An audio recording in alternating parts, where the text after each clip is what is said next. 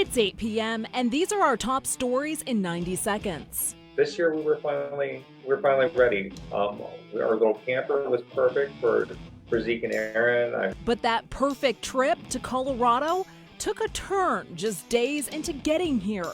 Sometime during the night, somebody cut the lock off and hooked it up and made off with it, unfortunately. And with it, took almost everything they brought with them.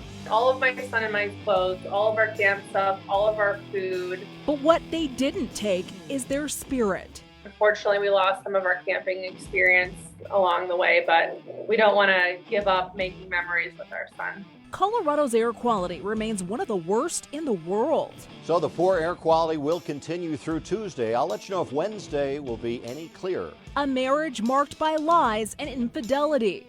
The preliminary hearing started today in the trial of Barry Morphew, accused of killing his wife, Suzanne. Plus, hospitals nationwide are being inundated with COVID patients once again. It actually is beginning to threaten health care for people with other problems. And with thousands of students returning to school on the Front Range, one superintendent is getting out into the community to get kids back into the classroom. So we want to make sure that they hear us, that we are open, that we are here for them.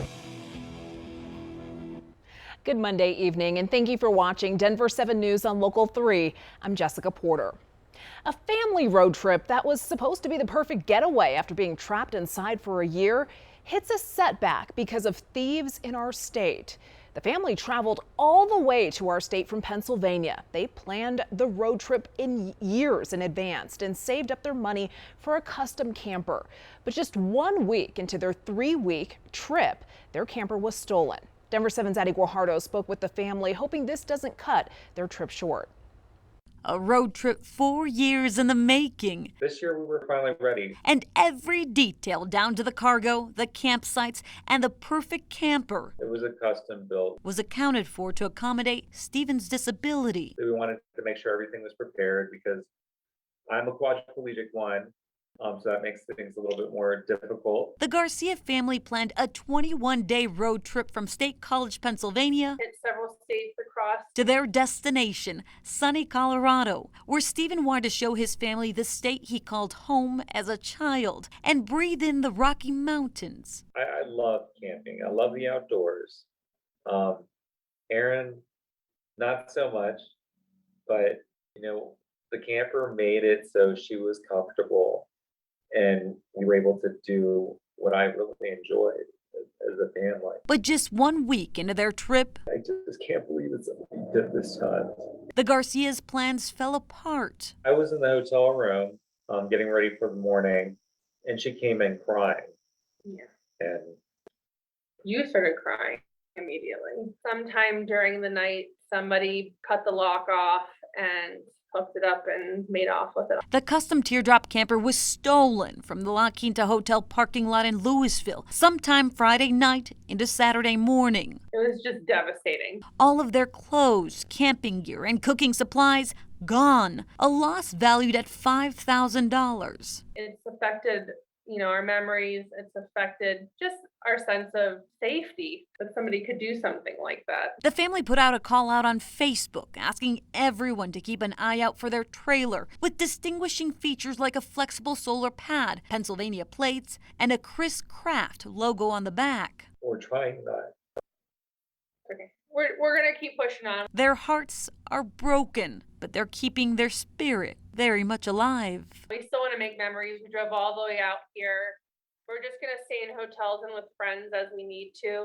Addie Guajardo, Denver 7. And this is where we hope our generous viewers can step in to help. We have set up a Denver 7 Gives Fund for the Garcia family. Just head to thedenverchannel.com and click on the Denver 7 Gives link. From there, you can click on Replace Stephen Garcia's Camper in the drop-down menu to make a donation. Denver's air quality was the third worst in the world today. The air was clogged with smoke again across the Front Range. Taking a live look right now from our Denver 7 roof cam, you can see the haze still lingering over the high country. And because of this, Chief Meteorologist Mike Nelson has a Denver 7 Weather Action Day in effect. And Mike, we won't find much relief tomorrow?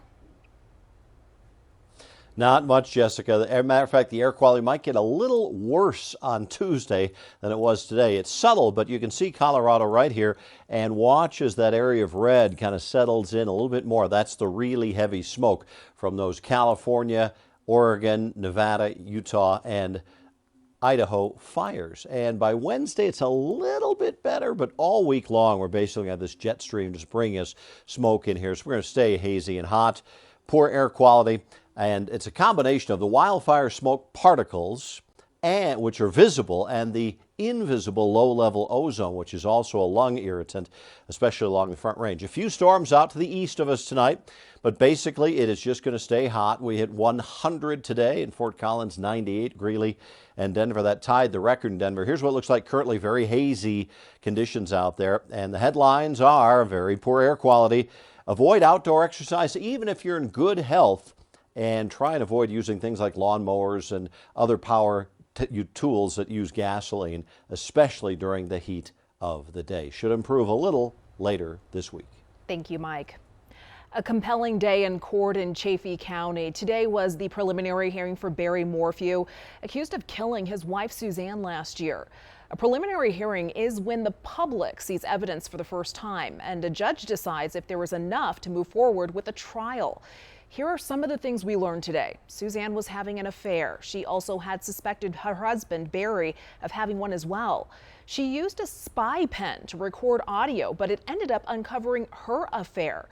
The couple had apparently had an argument about money before Suzanne disappeared as well. The timeline that Barry gave the morning his wife disappeared was also questioned, as cell phone data gave timestamps that didn't add up to his story. There has been no evidence found, no blood, no remains, or Suzanne's body.